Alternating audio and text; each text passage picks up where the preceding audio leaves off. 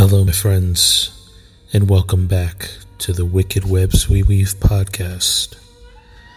I am your host, Ryan Mckern. Join us now as we head back into New Orleans, into the French Quarter more specific, for more tales of haunted history. Please like and subscribe, and leave a comment below of what locations you would like me to cover in the next episode. Tonight we visit the ghosts of the haunted Le Petit Theatre, located on 616 St. Peter, New Orleans, Louisiana.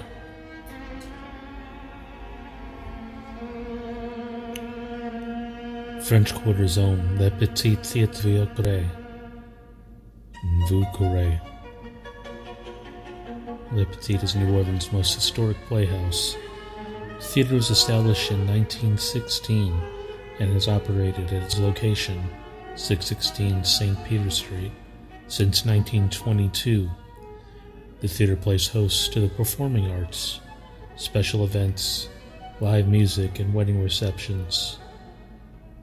Le Petit Theatre, literally the small theater, is known as a great venue because of their two stages, historic lobby, and private courtyard. Le Petit is more than just a center for performance and functions, though. It's a community theater, and such it also hosts many characters, but not all of them are living. Le Petit has a variety of haunting tales, ranging from legends of a gentlemanly ghost to the spirit of a nun.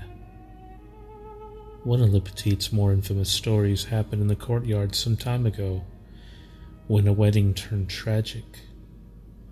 The cause is unknown, but the bride decided to commit suicide by jumping off the side of the theater.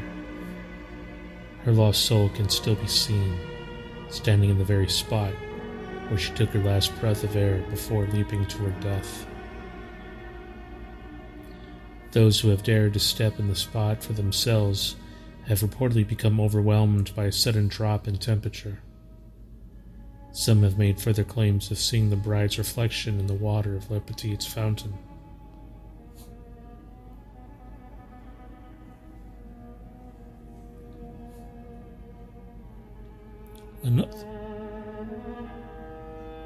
Another tragic death that occurred at Le Petit involved an actress who used to enjoy her free time with one of the theater's maintenance workers.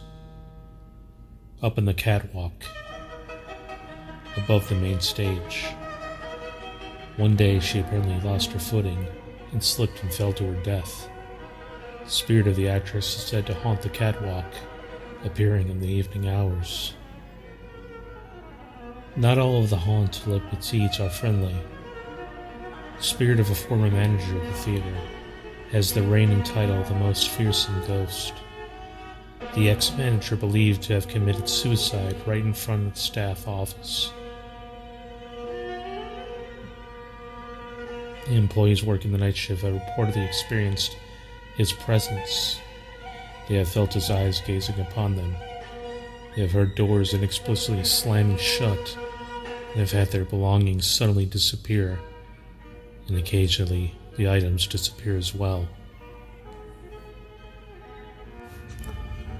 When actors do lose something, they'll call out to the Caroline spirits, one of the more amiable spirits of the theater, and ask her for help in the locating of their missing item. The actor then leaves the rooms for only a moment.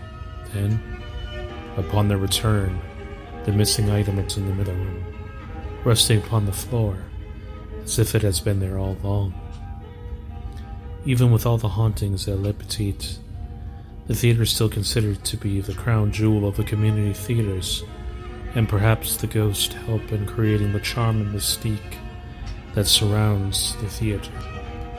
The people at Le Petit are a dedicated bunch who work passionately to ensure the highest quality performances possible. The theater offers contemporary and classic dramas, comedies, musicals, and children productions. And opening at Le Petit, you can expect to see at least one or two theater-loving ghostly guests, including a dapperly dressed man dub who has yet to miss a premiere.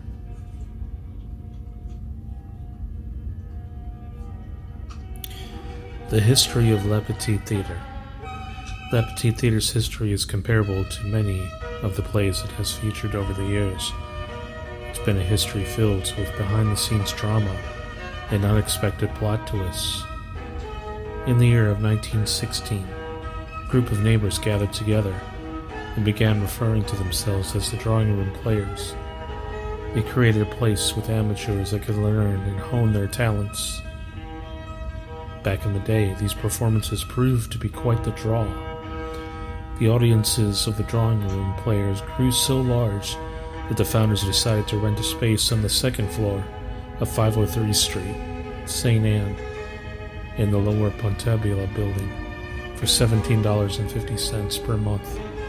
The theater was formally launched when the Irish playwright Lord Donsey, Edward Plunkett, came to the city for a visit.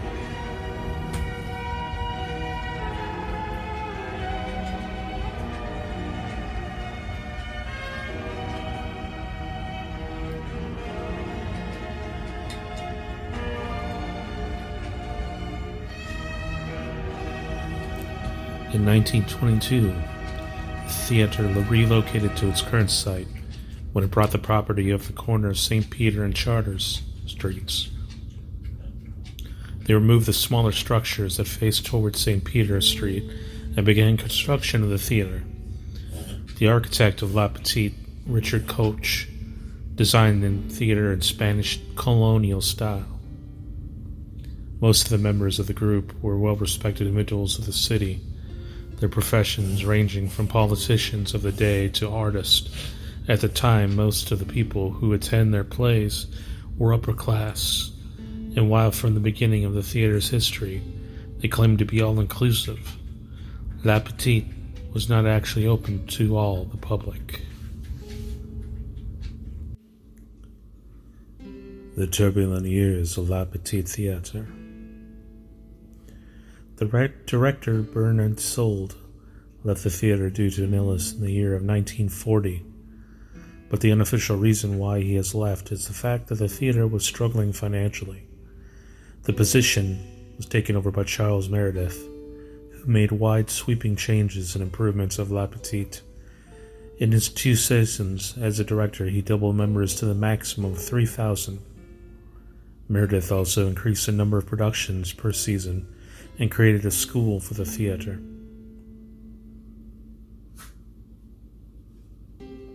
The corner building was later reconstructed to 1963. The reconstruction in 1963 to hold an additional theater, as well as the new dressing rooms. They also added office spaces and rooms to hold receptions. In March of the year of 2009, La Petite was having financial difficulties, and their board of governors laid off the director and staff. The board then selected the Solomon Group to manage the theater in an interim. The experiment, however, failed, and so the Solomon's Group contract was terminated at the rest. The 2012-2011 season was cancelled. La Petite received much-needed boostings shot in the arm when it underwent a multi-million-dollar renovation between 2012 and 2013. As part of the deal, a portion of the building, 60%, was sold to Dickie Brennan and Company, in which the same portion of the building became the cuisine Creole restaurant named Tableau. In 2013, La Petite launched a new website and a pre-season performance of Nora and the Dela of Foreign's Love Loss, What I Wore. The 13 to 14 season came back strong with classics like Death of a Salesman and Hair. New leadership at Le Petit Theatre occurred in 2015, with Maxwell Williams being appointed as artistic director and Katie Hallman becoming the managing director. The following year, the theater began preparation of its 100th anniversary. Celebrations planned throughout the 2016-2017 season. Maxwell Williams said of the theater, "It's time for great work that's happening in New Orleans start to get some recognition. I think by the virtue of our building and our history, our personal relationship, the kind of focus that we can draw here, I think we can get the whole scene recognized."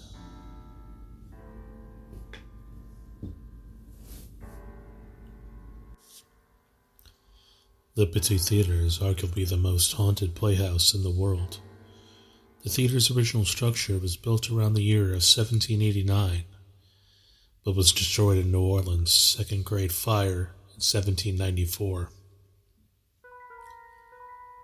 It was rebuilt a few years later in 1797 in the Spanish colonial style that is still reflected in the beauty today.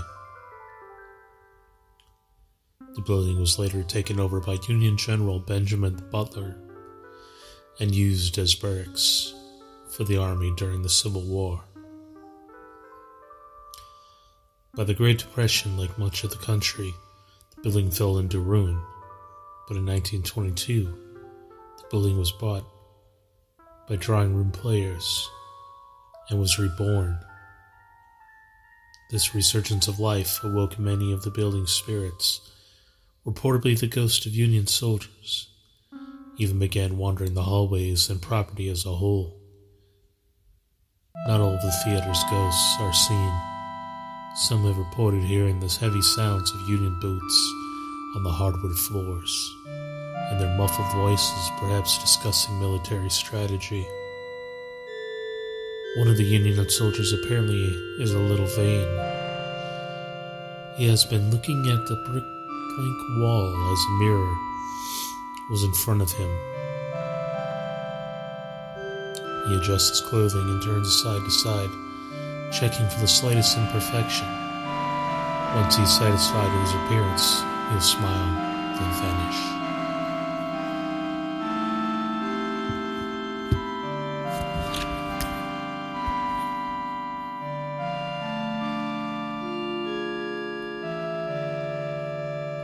During one of the drawing room's players' shows at Le Petit, the ghost of a nun appeared, though her origin still remains unexplained. Spooking the cast, she allegedly slapped one of the theater's employees, leaving a vibrant red mark on their face. There is a ghost that is even more feared than slapping a nun, and that is the hellish spirit of a former manager of the theater. It was alleged that the ex-manager, for reasons not known, committed suicide in his office, shooting himself in the head. Employees who have worked there late in the very office have reported the unnerving gaze of the former manager. Others have heard sounds of banging drawers and slamming doors, and even their personal items have been disappeared. The story has been told a few times happened in the office late one night. When the man noticed his wallet was gone, he placed it in the desk drawer, and just a moment before, there was no one else working that night. The next morning, the man's wallet was found inside the theater, which was locked, resting in the soundboard. But not all spirits of La Petite are hostile. Those who have visited the theater might have occasionally been treated to musical talents of a ghostly pianist. Some have speculated that the works of Gottschalk, playing the composer Louis Piano 1800s Moreau. Gottschalk was once the grace of the theater, and it was a dance hall in transcending performance during the 19th century.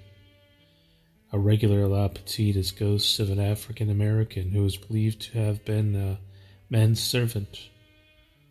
He can usually be spotted solemnly sitting in a chair just outside the door that leads to the theater. In the early years of La Petite, In other places and houses as well. It is not an uncommon sight to see servants outside the theater's walls, forced to wait patiently for hours as their masters and mistresses enjoyed a show. The reasons why the ghost of the servant continues his wait is unknown. Regardless of the reason, he ultimately serves as a reminder of the poor treatment that was once deemed acceptable in our society.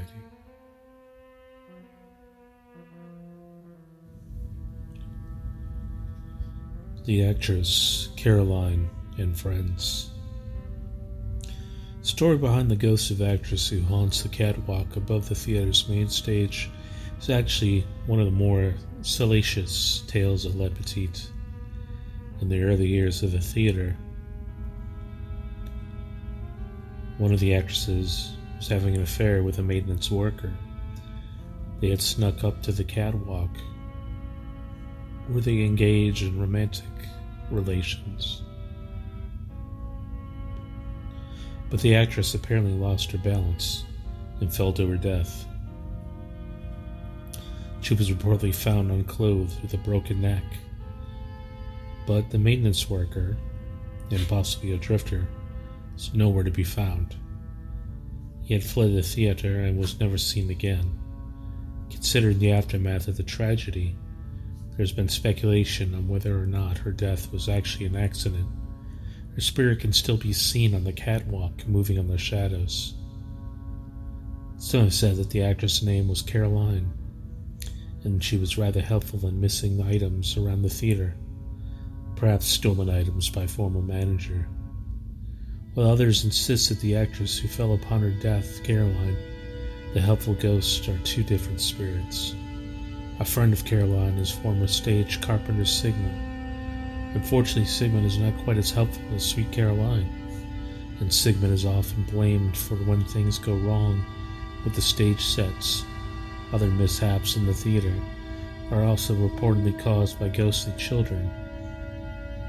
Of course, after all, no haunted building is complete without at least a couple little miscreant children spirits.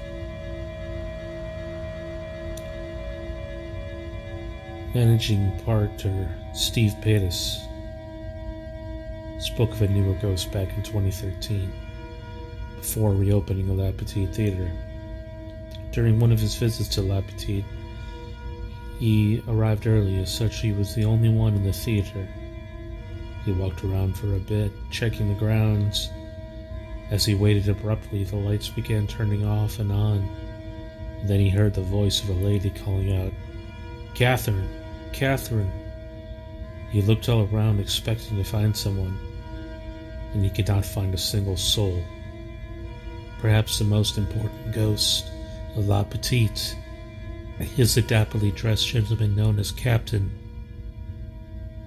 whose presence is typically announced by the strong aroma of pipe tobacco and cologne. Captain is believed to be somewhat of a ghostly prophet. It is said he applauds after the premiere of a show.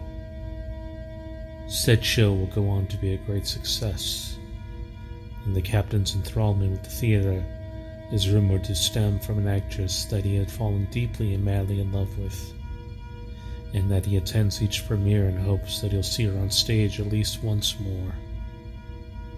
Sadly, his true love has yet to ever appear before him.